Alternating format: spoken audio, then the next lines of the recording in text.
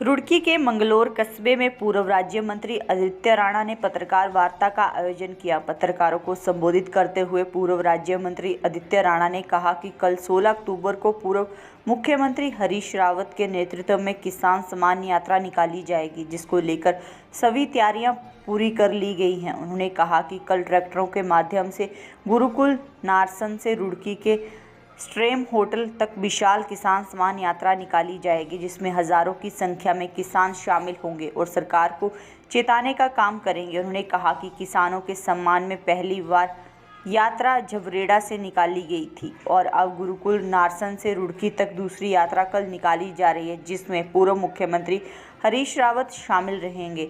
पूर्व राज्य मंत्री वरिष्ठ कांग्रेसी नेता यासिर अराफात ने कहा कि भाजपा सरकार में लगातार किसानों का शोषण हुआ है और आज किसान भूखे मरने की कगार पर हैं। उन्होंने सरकार पर तंज कसते हुए कहा कि सरकार सिर्फ सरमाएदारों की सरकार है, इसे किसानों या मजदूरों से कोई लेना देना नहीं है। अब कांग्रेस किसानों के सम्मान में लगातार सड़कों पर उतरकर सरकार को चेताने का काम करेगी और जब तक किसानों को न्याय नहीं मिलेगा तब तक संघर्ष जारी रहेगा। इस दौरान परवेज अहमद, विपुल चौधरी, शावत, दानिश, विकी आदि कांग्रेस कार्यकर्ता मौजूद रहे। ये जो देश है किसानों का है। अभी पिछले महीने माननीय हरीश रावत जी के नेतृत्व में हम लोग माननीय सीएम साहब से भी मिले थे, धामी जी से भी।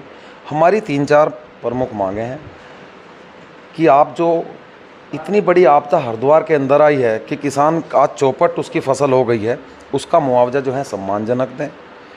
दूसरा जो है 6 महीने का जो है बिजली का बिल माफ़ करें। तीसरा जो है जो कृषि कार्ड है उसका जो है 1 साल 6 महीने का ब्याज माफ़ करें। चौथा जो है इकबालपुर चीनी मिल पर सैकड़ों करोड़ रुपया जो है किसान का है 2019 से, उसको तुरंत बहाल करें। देश में इस हरिद्वार के अंदर जो है अगर प्रदेश की बात करें तो डेंगू प्रदेश बन गया है। सारे गांव जो हैं वो भरे पड़े हैं बीमारियों से। रोज़ कई गांव में कई मौतें हो रही हैं, लेकिन इनके पास कोई फॉकिंग, कोई टेस्टिंग, कोई सुविधा नहीं है। सड़क पर अगर आप निकले तो काली ड्रेस की अलग ड्रेस की पुलिस खड़ी कर दी है। ये भी हम देख रहे थे, रोड पर टेम्पो वालों को रोका जा रहा है, सीएनजी गैस वालों को रोका जा रहा है। ये दिन में ही डकैती नहीं है तो क्या है?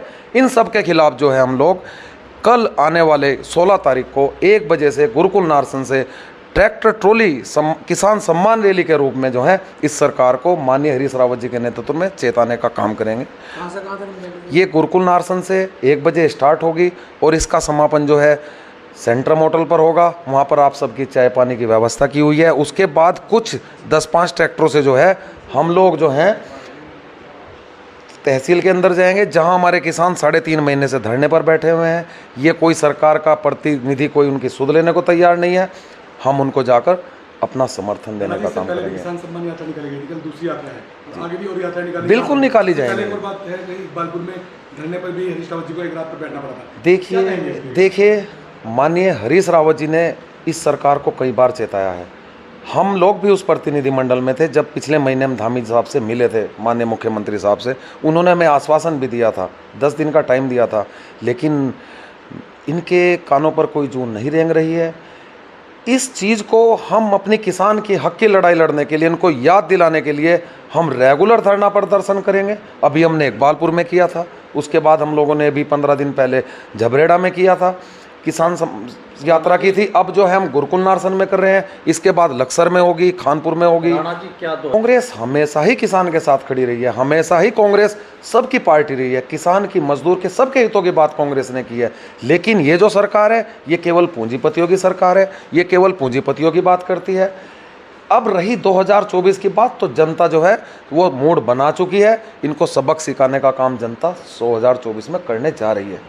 मुख्य मांग जो मुआवजा है, जो 2013 में आपदा आई थी, हमने दिया था, कांग्रेस सरकार ने 8,000 रुपये दिया था और इन्होंने एक मजाक बना दिया है। बिल्कुल 700 रुपये या 1100 रुपये कहीं दे रहे हैं और वो भी कुछ आदमियों को दे रहे हैं, कुछ को नहीं दे रहे हैं। तो हमारी मुख्य मांग ये है कि कम से कम जितना हमने दिया था इतना तो दें ही, बल्कि उससे ज़्यादा दें।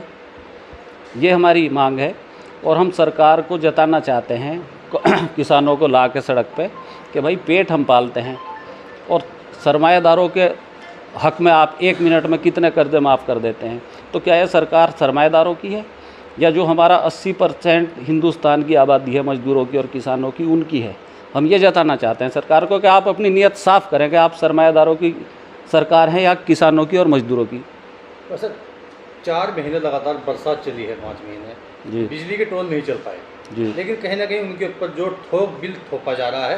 हालांकि जहाँ एक और रीडिंग की बात की जाती थी, लेकिन इस बात थोक, क्योंकि रीडिंग तो आई नहीं, तो इसमें 80% आबादी का पैसा जेब से निकाल कर, वो किसी भी शक्ल में हो, चाहे वो बिजली के रूप में हो, चाहे वो टैक्स के रूप में हो, चाहे वो जीएसटी के रूप में हो, उसे बाहर निकालना है इन्हें गरीब आदमियों की जेब से, और उसे निकाल के सरमाएदारों की जेब भरनी है। ये नीयत है सरकार की।